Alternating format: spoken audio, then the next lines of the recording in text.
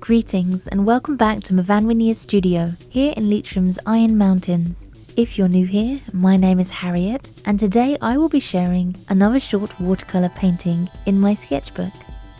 This painting is again one of the prompts from Erica Joy's Mermaid prompt list. #The Joy of Mermay. I will leave a link below the video if you have not yet checked out Erica's wonderful art channel.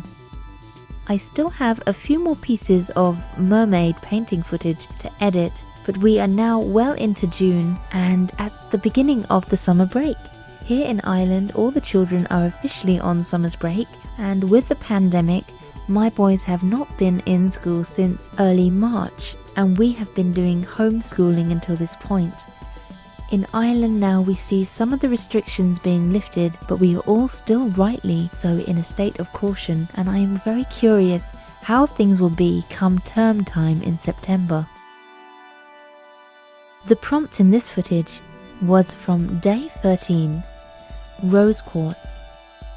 I began this piece with a Faber-Castell Aquarelle watercolour pencil in salmon pink. I did a quick sketch and defined some of the major outlines with a standard non-water soluble colouring pencil. This kept those stronger outlines more visible to me when I washed out and softened the salmon pink line work with just water. Doing this also created a nice wash of pale pink to begin my piece. This sketchbook was a new one I had got in a hurry, and it had just arrived in the post just in time as my Pink Pig watercolour book had just run out of pages mid-Mermay. This book is by 𝐏𝕝𝕚𝕚 Fine Art? I'm not sure if I pronounced that right. It's a German make and I haven't used it before. The pages are slightly textured on the front, but the back of them is completely smooth. Although this book is 300 GSM, I was a bit disappointed with the quality of this paper. Straight away, the paper started pilling. You can see it on the tail of my mermaid here in the video. I quickly had to adjust my usual technique and be much more delicate and light-handed and use a little less water, being careful not to rub too much at the paper with the brush, especially when it was already damp. I got this book only because the Pink Pig books that I usually use were unavailable at the time I went to order them. The paper I usually use in the Pink Pig books are made at Cuthbert's Mill in England, and it is very high quality artist paper and can handle a lot of enthusiastic mark making. I find them very reasonably priced as well, and as soon as they were back in stock I ordered 2 more so I would not get caught out again. Despite the pilling, I persevered with the painting. The piece ended up taking me longer than usual because I had to get used to the drop in paper quality, but I persevered with it and I was very happy with how she turned out, despite on close inspection the pilling texture on the paper is still visible, although that does not really change the overall look of the piece. My idea for her was to style her in all shades of pink, sitting on a piece of rose quartz, and include in her design some heart motifs, because rose quartz is the crystal of love energy, the stone of universal love. It is said to restore trust and harmony in relationships, encouraging unconditional love. Rose quartz purifies and opens the heart chakra, promoting energy of love, self-love, friendship, deep and inner healing and feelings of peace. Calming and reassuring, rose quartz can help comfort you in times of grief, dispelling negative energy and protecting against it by replacing it with good vibes. It is said to encourage self-forgiveness and acceptance, invoking self-trust and self-worth. So it really is a beautiful crystal. I'm very interested in crystal healing. I know Erica Joy also is, because there's a lot of crystal prompts on her prompt list. So with crystals, it's about your connection with the stone, the sensation you get from holding the stone and sensing the energy of the crystal. And sometimes when you hold the crystal in your hand, you get a sense of it. I mean, you start to notice, does the stone feel hot or does the stone feel cold?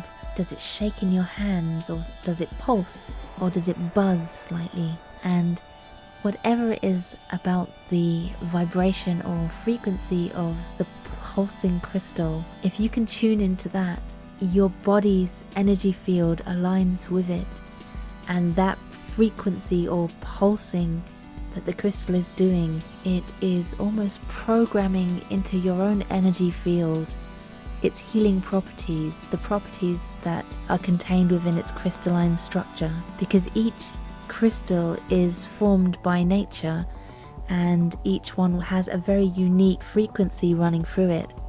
It's a very interesting topic, crystal healing. I often find with crystals, you seem to stumble across them when you most need them. They have a way of attracting themselves to you, and you often seem to lose them when you bring them out on your person.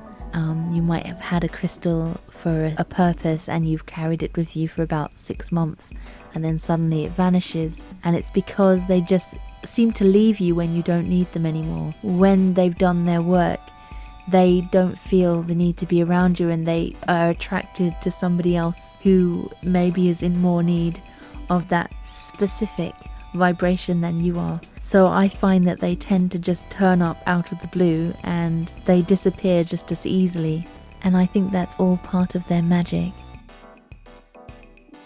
Approaching this painting, I began by loosely washing in the main areas of colour. I started with the skin tone and then the area of rose quartz and then her tail. I then went back in and I created structure by adding various values and different shades.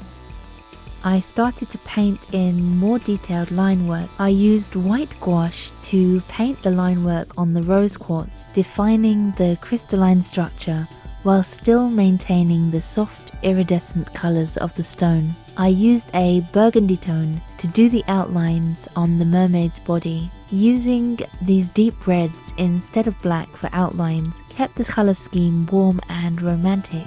I used a crimson red to add patterning detail to her tail, and I mixed this with some white to create some crimson pinks, which I also used on her fin. And I also used the crimson red to do the detailing on her hair. I ended up going over her face a good few times. To me, this is the most important part of the character. The expression of the character, I feel, is what connects with the viewer. It always takes me a while to figure out who she is. This is often why I leave the face until I have other parts of the painting refined, because that has an energy to it which speaks to me about the energy of who she is. I think keeping the colour scheme all in pinks and reds, it has a very sweet energy, this piece, and the character has a very sweet expression, and I feel this connects well with the rose quartz. I'm very happy how this piece turned out. We are coming to the end of my time lapse now. I do hope you enjoyed it. If you've made it this far, thank you so much for watching. I hope you all have a wonderful and inspiring week, and I hope to see you all again soon for another video. Bye bye!